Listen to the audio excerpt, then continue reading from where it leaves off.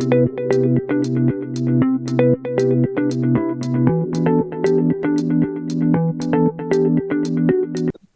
to Think Like an Owner, the bottom line show where we speak with operators, leaders, and professionals about how they think one's growth and income are no longer the main constraint. The goal of the show is to bring real conversations to the forefront around the decisions that shape long-term outcomes, from capital and strategy to leadership, risk, and positioning. Today, we are joined by Avi Noel. Avi is the managing director of Red Minstrel Marketing, a digital marketing company focused on helping businesses grow through stronger strategy, better positioning, and more effective digital execution. With more than 20 years of experience across marketing, operations, and business development and revenue growth, Avi has worked across industries including healthcare, real estate, insurance, law, SaaS, travel, and higher education. What makes Avi's perspective especially valuable is the way he connects marketing strategies to real business outcomes, helping companies move beyond activity and into decisions that actually drive trust, engagement, and growth. So today's conversation is really about how that kind of thinking shows up in real decisions that businesses have to make, especially when they're operating at such a high level. So thank you so much for joining me today, Avi. And for the people who may not know your world, what are you building today through Red Minstrel, and who do you primarily serve? That's a hell of an intro, first of all. Amazing research. I think we can end the podcast here. Thank you. Thank you for having me. I'm happy to be here. Two parts to the question. What are we building? To say AI is a very commonplace thing today, but we've been working with AI long before ChatGPT was even a thing. So for us, as new technologies have come in, what we're looking to do is how can we connect marketing to the other business functions and make it seamless. So one of our latest products is an AI receptionist. Now, what does a receptionist do? Answer calls is what people would think. But then having someone who can actually engage with an audience with the same enthusiasm 24/7, 365 is a difficult thing to do. Every human being has their limits, right? So with an AI receptionist, augment what you already have. So whether it comes to booking appointments or whether it's having an engaging conversation, any of that stuff, an AI receptionist is now able to handle. I'd actually invite you to try out our receptionist. You can call our number and test her out and see what she sounds like. So that's one of the things we're building. But more importantly, like I said, we're focused on building automation where it's needed, but processes more importantly that will connect marketing to the services that a business is providing to their customers. In terms of our audience, we have a relatively diverse audience. We primarily focus on small and mid-sized businesses. We do have a couple of enterprise clients, but my heart is with the small and mid-sized business because that's where there's a lot of focus needed. There aren't too many people who are doing a good job there, which is one of the reasons why we started Red Minstrel in the first place. That's amazing. So you've worked across all these different industries, operations, business development, sales, and marketing before launching your Red Minstrel marketing business. Early on, what did growth look like for you in real terms, or in terms of how you imagined it? All of us have at some point in time or the other. You and I have walked through the journey. All of us have this pie in the sky dream. Hey, one day I'm going to start my own business and I'm going to be my own boss and this and that and the other. But then, of course, reality hits the day. Day one when you start your business. That's the day when you realize, oh, okay. What should I look at? What should I do? What is the most important thing today? So that's, I think, the first bit of learning that you have when you start a business is figuring out how you want to prioritize things. Learning that there's a solopreneur, especially when you start out, there's a ton of different stuff that you've got to do, things that you've probably never done before. Accounting, for example. Not too many people come from the accounting stream when they get into entrepreneurship. Now that's something that you'll have to take care of. Tracking your invoices, tracking your payments, managing bank accounts, things that you would normally consider boring. Though that's really the important stuff. So that's definitely a part of the learning curve. Then of course figuring out how you can structure processes around your vision. Everyone starts with a vision. This is what I want to build, but you can never that get to realize your vision if you don't have a process, if you don't have some sort of a map to go through it, if you can't break it down into logical steps. And that's another part of the learning curve. Just getting to that realization that you need processes is one milestone. Then once you reach that milestone, then figuring out what those processes ought to be is another milestone. So, when you first started the business, then were you making decisions mostly on momentum and opportunity, or did you already have a clear long-term structure in mind? Mike Tyson has this very famous saying, everybody has a plan until they get punched in the face. Yeah. That's pretty much how it is when you start a business. Because I'd worked in operations and sales for a long time, I had a plan when I started. But then once you start the business from day one onwards, then you realize you've got a lot of stuff to do before you can implement a plan which is built for a business that's already stable. A startup business needs to have a completely different plan. So in the beginning, you're putting pieces together, trying to figure out how to survive, how to get to the next day, the next week, the next month, and so on. And so yeah, the short answer is yes. In the beginning, I was working in survival mode. Then once you get to stability, then your approach changes. So, at what point did the business stop feeling like something you were building and it started to feel more stable and real? Was there a specific moment that you can remember that marked, okay, now I'm no longer trying to be a business, I am a business? We reached that milestone about a year and a half in. When I was looking through accounts, and I was like, hey, okay, the past 3 months we've had like stable revenue. So it looks like things are working out. So yeah, that came about a year and a half into the business. How did that make your decision shift?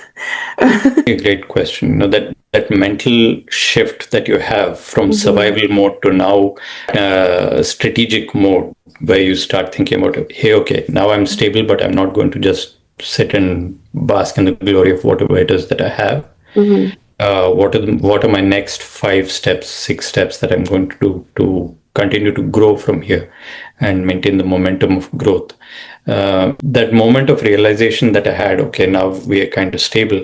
And it took me about a week to 10 days for it to kind of dawn on me, hey, you know what, now I think I should start thinking about the next big steps. Well, what else am I going to do? Offer more services, go deeper into specific niches that we want to serve, that kind of stuff. So you start thinking along those lines. I agree with that. Even in my own business, I kind of, at the beginning, when I was in survival mode, every potential client had a dollar sign right there on their head. And then eventually, once I realized that it didn't have to be so intense. You can kind of work your way to where you want to be. Definitely the decision making and the way that I thought even about business in general completely shifted. And it happened almost overnight. It was just like I was struggling one day, and then the next day, I just had like a moment of clarity where I'm just able to completely see my business in a new light. So I can definitely understand that. And sorry, go ahead. no, you go ahead. Sorry. Ability to say no, right? While you're surviving any work that comes your way, you feel this compulsion to say yes. even though you know it might not be the best deal to say yes, you feel compelled to say yes. But then, well, once you're in this period of stability, then you actually have the ability to say, hey, you know what, I don't think we would be the right fit. I don't think we should work together. That's a completely different feeling. It's a lot more liberating to be able to, run your business that way. For sure.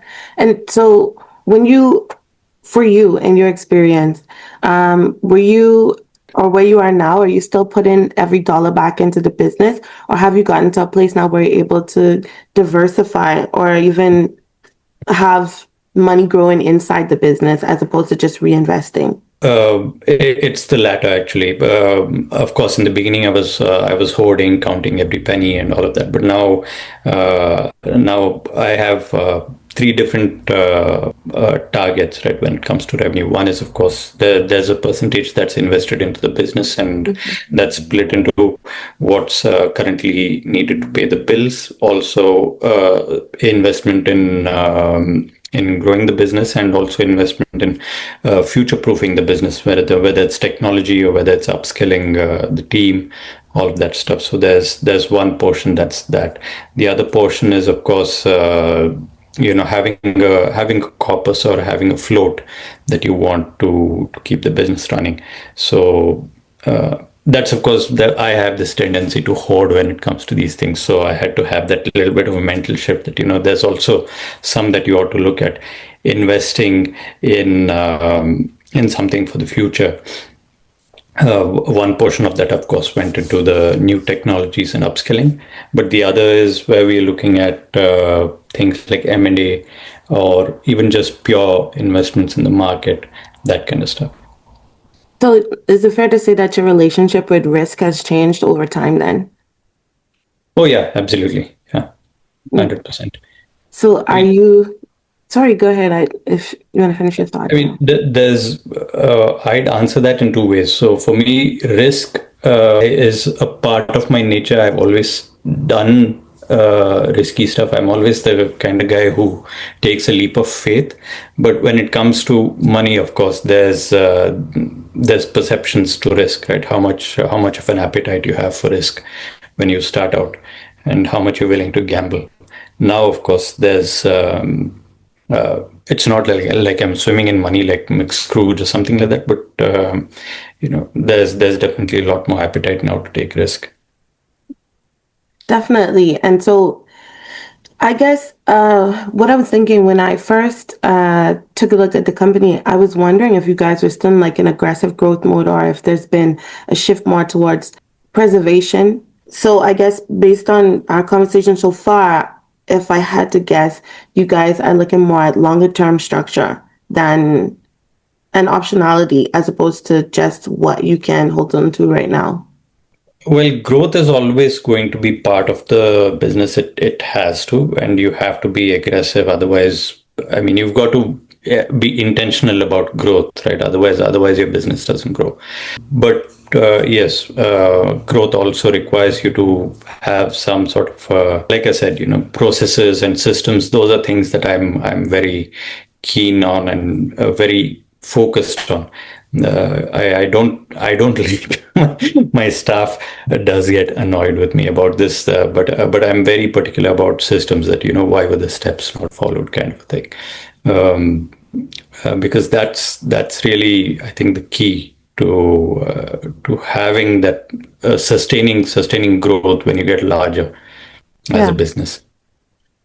So has there been a point where you looked into accelerating your growth by maybe using leverage to do that? Not just what is coming into the business, but have you looked at other opportunities like grants or financing, things of that nature that would help you grow? I have, but I didn't want to go that route in my industry, because I didn't want to put my eggs in that basket, because my industry, marketing, is such a such a volatile industries. Just one algorithm change by Google is enough to send the entire industry into a spin all across the globe. In fact, it actually happened in February this year. They deployed a new algorithmic change, and all of our clients were affected. And they don't give you sufficient heads up, no warning. Google does this all the time, Yeah. so it's little things like that can take things off the rails sometimes. So when you look at leverage with our business, there's I'm not really much of a guy for filling out tons of different forms, having multiple different meetings and things like that. I tend to be a little impatient. I think I'm getting a little better with age. Yeah, it's one of those things. It's more a me problem than anything else. I know it would help, but given the industry and given my own nature, I never really pursued it. Let's put it that way. Mm. Yeah, I know. For myself, for a long time, I didn't think about grants and funding in that way. At least I thought that it was maybe outside of this realm of what I could have access to. It was only recently that I came across some different opportunities that really open my eyes to that, especially if you're someone who is leveraging AI a lot in your business. Right now, I know that there's a huge space in the market, at least in the market of grants and funding, for growth in that way. Because it's taken off so quickly and because it's changing so quickly, I think that most governments, including the government of Canada, want to invest there so that they don't fall behind. So, I mean, I think that it's still a good avenue to look at. I know that you guys probably have been, or maybe a little bit above with the average person who would need access to those type of grants. But they do help even businesses who are doing really well to get grants over 500,000, sometimes even up to $1 million. So it's worth giving it a look. But my final question, sorry, go ahead. You wanted to. Yeah, I think I should. It's actually something that it's. I don't believe in coincidence, so this is probably a sign. I was just speaking with a colleague last week about this. Right? We are working on. I told you about the AI receptionist. There are a couple of other AI tools that we are actually working on building, and one of my colleagues was actually talking to me about grants and funding, and I was like, yeah, maybe we'll think about it now. You're mentioning it in your conversation. I don't think it's a coincidence. Maybe it's a sign. I should probably look at it. Yeah, and there are many ways to finance for growth. But I mean, that's another conversation for another day. But Yeah. um, definitely something that caught my eye just recently. So the door opened and I was like, yeah, maybe I should just talk about that for a little. Yeah. Um, but my final question is, when you think about the long game, do you already have a picture of what Red Minstrel is going to become over time? From a vision perspective, there is this aim to be a multinational agency, have that global presence, a few different physical locations across the world, and that's part of our 10-year plan that we're looking at, which we kind of started working on last year, Mm. 2025. So that is the long game for Red Minstrel, that we want to be in that, and we want to diversify. Right now, we're very focused on just the digital part of marketing, but we want to expand to things like branding and ad creation, content creation, things like that. We do it in a small way, but we want to expand it into a full-fledged service. So that's definitely something that we are looking at, and we hope to be a market presence, let's say, in that space. Mm. Oh, that's amazing. And I'm sure well, you mentioned you already started working, and I'm sure that you guys will be able to figure that out and make the dream come to life. For anyone who is listening, who may be interested in finding you or understanding more about what you do, how would they go about finding you? Oh, you can just reach out to me, Red Minstrel Marketing. Just look me up. I'm available. I'm right there. My phone number, my email ID, it's all right there. Just send me a message, and I'll reach out to you. Amazing. That's it for this episode of Stealth Audio. Real conversations with people building things most others only talk about. If you'd like to share your story on the show, or you're ready to build your own Stealth 30 system, you can apply for either at growingwithdiana.com/stealth30.